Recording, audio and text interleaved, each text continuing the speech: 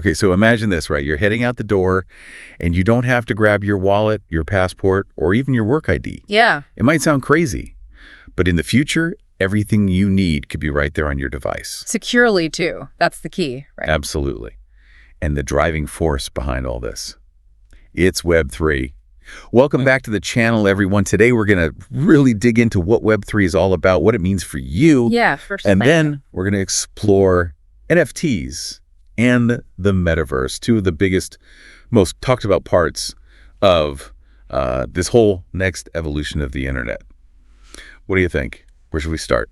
Well, I think the first thing people need to understand is just how big this shift really is. We're not just talking about like a software update here. It's a total transformation of the internet as we know it. Yeah, you hear the word decentralization thrown around a lot. Right, right. But honestly, what does it actually mean for, everyday people like you and me?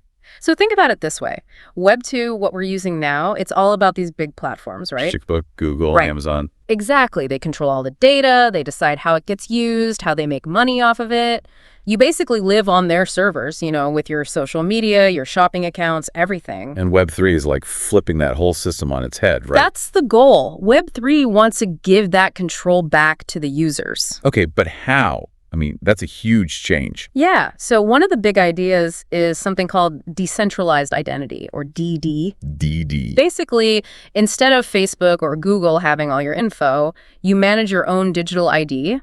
Think of it like, your physical wallet, but online. Okay, I think I see where you're going with this. And with DID, you can choose exactly what information you share with each website or service. You don't have to give them everything. Selective disclosure. Yes, exactly. That's the key for privacy in Web3. You're in control. So it's not just some abstract concept, though, right? Are there any real-world examples of this DID stuff actually working? Absolutely. In Japan, DNP launched a decentralized ID management platform back in 2024. Okay, last year. Yeah, so it's already happening. Users can manage their IDs, choose what to share, and it's all secure on the blockchain. Plus, it actually makes verification easier for companies, too. Less paperwork, less fraud. So it's like a win-win, in theory at least. Exactly. And what about like social media? Is there a chance we could actually move away from these big platforms we're all kind of stuck on now? Well, the good news is people are already doing it. In 2024, platforms like Mastodon and Bluesky started getting a lot more attention. They're decentralized, so no one company controls everything, and they give users more choice and control. Oh, interesting. Even Meta's Threads app is starting to work with these decentralized networks. Oh, wow. So maybe Facebook sees the writing on the wall. Right. There's definitely a growing demand for this. People want more autonomy online. More control. Exactly. And that's really at the heart of what Web3 is all about.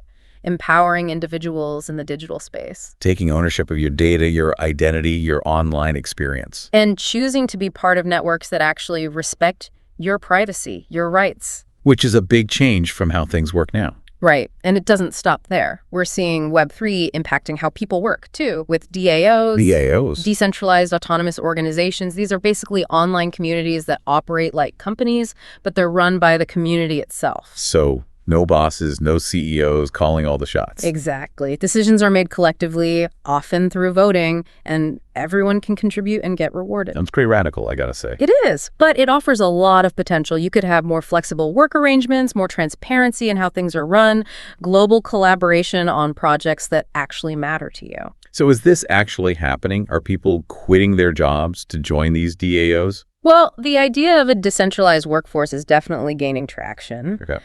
Reports from late last year estimated that almost 85% of Web3 jobs were fully remote distributed teams. Wow. So you have people working as DAO contributors, juggling multiple projects instead of being tied to one company. It's like the gig economy, but on a whole other level. In a way, yeah. And what's really interesting is how AI is being integrated into all this. Okay, AI. That's another huge topic these days. It is.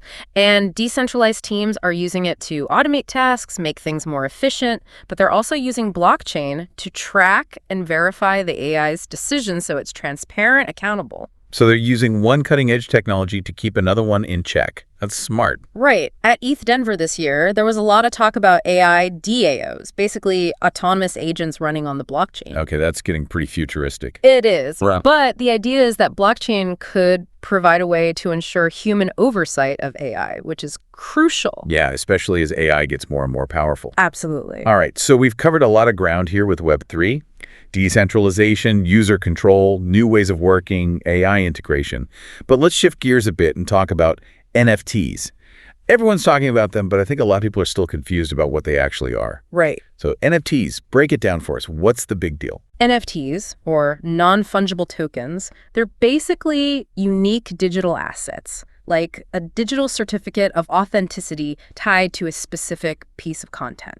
So not like a regular image you can just copy and paste a million times? No, not at all. Each NFT is one of a kind, and that ownership is recorded on the blockchain, so it's public and verifiable. Okay, so if I buy an NFT of, let's say, a digital artwork, I actually own the original, even if others can see it online. Exactly. You have proof of ownership. And that's a big deal for especially the younger generation. They grew up with digital stuff, Sure. gaming skins, collectibles, online profiles.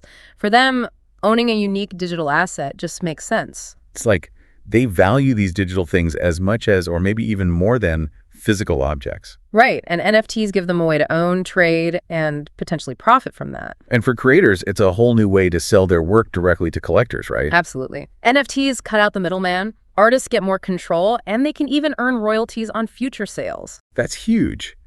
So it's not just about bragging rights or having a cool JPEG. There are actual tangible benefits to owning NFTs. Yeah. Plus, there's this sense of community that forms around NFT projects. Like those Bored Apes you always hear about. Right. Owning one of those is like joining an exclusive club. Signaling your interests, your status, all that. Exactly. And that's important for people, especially online.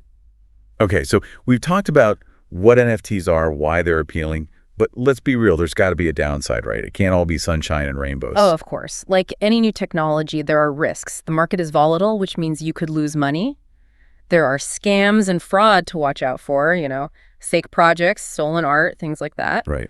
And then there are environmental concerns with some blockchains. Okay, so you have to be careful, do your research. Absolutely. Informed decisions are key. And looking beyond, the art and collectibles, where else could NFTs go in the future? There's potential in education, using NFTs for verifiable certificates, degrees, things like that. Social media could use them for unique profile features that you own. And of course, the Web3 economy is creating new jobs and opportunities. So it's still early days, but NFTs could really change a lot of things. Definitely. All right, so we've talked about Web3, we've talked about NFTs. Now let's step into the Metaverse. It's another buzzword that gets thrown around a lot. Yeah. Can you give us like a clear definition of what it is and how Web3 fits into all this? Sure. So think of the Metaverse as this convergence of virtual reality, augmented reality, gaming, social media.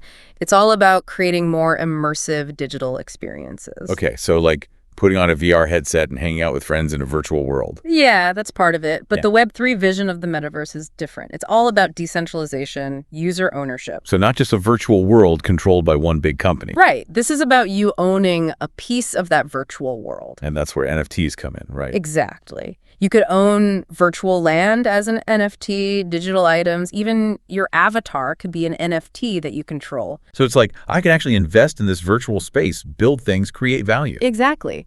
And these Web3 metaverses are often governed by DAOs, so the users have a say in how things evolve. Are there any like specific platforms that people can check out now to see what this is all about? Decentraland and The Sandbox are two popular examples. Users can buy land, create things, host events. It's pretty amazing. And they're actually holding real events in these virtual worlds. Yeah, art exhibitions, concerts, even Fashion Week in the Metaverse. It's becoming a whole new cultural space. And it's all powered by blockchain technology, right? Right. Blockchain enables the NFTs, the cryptocurrencies, the secure ownership records. And all of this is becoming more and more possible as VR and AR tech gets better and more affordable. Absolutely. And, the pandemic really accelerated the interest in these immersive experiences. People were already spending more time online, and now they want those experiences to be more engaging, more meaningful. So you can work, socialize, even shop in these virtual worlds, and you can actually own things, have a real stake in them. That's the vision. Are there any Metaverse projects specifically that people should keep an eye on? In 2025, keep an eye on The Sandbox. They're really pushing the boundaries of gaming and Metaverse experiences. Okay. Axie Infinity, the play-to-earn model, is still huge. And Star Atlas, a space exploration metaverse built on Solana, is one to watch. But of course, there are challenges, Yeah. right? I mean, this whole metaverse thing is still pretty new. Yeah, for sure. There are technical limitations, like getting these virtual worlds to handle millions of users smoothly. Right.